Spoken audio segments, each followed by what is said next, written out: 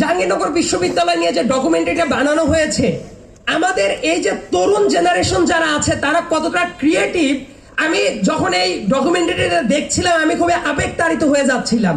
এবং এত চমৎকার সিনেমাটোগ্রাফি স্টুডেন্টরা যদি ভলান্টারি পারপাসে করতে পারে, তারা যদি আরো স্টেট প্যাট্রোনাইজেশন পাইতো, আমার মনে হয় এই দেশের কালচারাল সাইট গুলো যে কত ভাবে বিকশিত হতে পারতো তার একটা নমুনা হলো এই ডকুমেন্টারি কোয়ালিটি।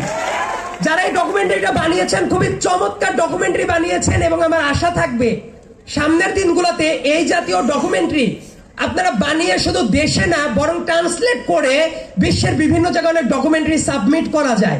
আমার মনে হয় সেই কোয়ালিটি জাহাঙ্গীরনগরের ছাত্রদের ভেতরে ইতোমধ্যেই আছে। জাহাঙ্গীরনগর বিশ্ববিদ্যালয়ের প্রশংসা করতে গিয়ে অনেকেই বলেন জাহাঙ্গীরনগর বিশ্ববিদ্যালয়ের অনেক অবদান ছিল। আমি মনে করি কেউ যদি এই টোনে কথা বলে সেটা হবে জাহাঙ্গীরনগরের শিক্ষার্থী এবং শিক্ষকদের স্যাক্রিফাইসের প্রতি অবমাননা করা। কারণ জাহাঙ্গীরনগরের অনেক অবদান ছিল, কথাটা এইটা না। জাহাঙ্গীরনগর ছিল উত্তরবঙ্গের এই প্রবেশদ্বারে একটা অবিচ্ছেদ্য দুর্গ, এবং এই দুর্গটা যদি না থাকতো ঢাকার দিকে ওই আওয়ামী স্বৈরাচারের যারা তল্পিবাহক ছিল তারা অনেক বাজেভাবে আক্রমণ করতে পারত। জাহাঙ্গীরনগরের শিক্ষার্থীরা শুধুমাত্র জাহাঙ্গীরনগরের ভেতরেই আন্দোলন করেছে এই ব্যাপারটা না, এই ঢাকার ইচ্ছা রোডটাকে ঠিকমতো ব্লক করে দেওয়ার মানে হলো সম্পূর্ণ উত্তরবঙ্গের সাথে ঢাকা থেকে যে কন্ট্রোলে ফ্যাসিবাদের দোসররা যারা আক্রমণ করতো সেই রাস্তাটা বন্ধ করে দেয়া।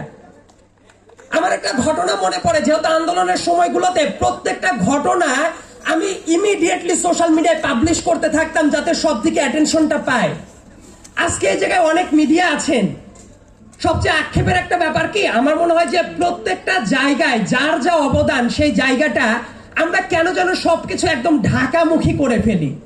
ঢাকা বিশ্ববিদ্যালয়ের একজন সাবেক শিক্ষার্থী হিসেবে এই কথাটা বলতে আমার একদমই দ্বিধা নাই।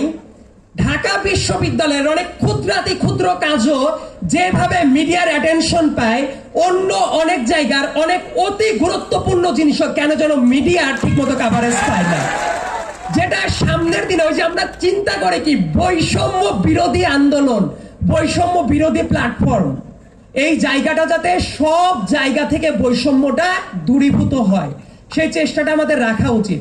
15 তারিখে এই জাহাঙ্গীরনগর বিশ্ববিদ্যালয়ের ভিজির বাসভবনে যে আক্রমণটা হয়, সারা দেশের সব জায়গার আপডেটটা যখন দিচ্ছিলাম, আমার অনেক প্রাক্তন শিক্ষার্থী জাহাঙ্গীরনগরে পড়াশোনা করে, আমার 2 জনের কথা মনে আছে, আমাকে কল দিয়ে বলছিল ভাই আমরা ভিসির বাসার সামনে আটকা আছি, চারদিকে গুলি চলছে, ছাত্রলীগ ঘেরাও করে ফেলছে, আমাদের মেরে ফেলতে পারে, কিছু করেন।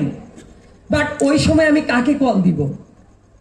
যে পুলিশের চরিত্র আপনারা এই ডকুমেন্টারিতে একটু আগে এই স্ক্রিনে দেখানো হলো, ওই পুলিশ দেখে আমার একটা বারের জন্য মনে হয় না তারা রাষ্ট্রের পুলিশ ছিল, তারা ছিল পুলিশ লীগ।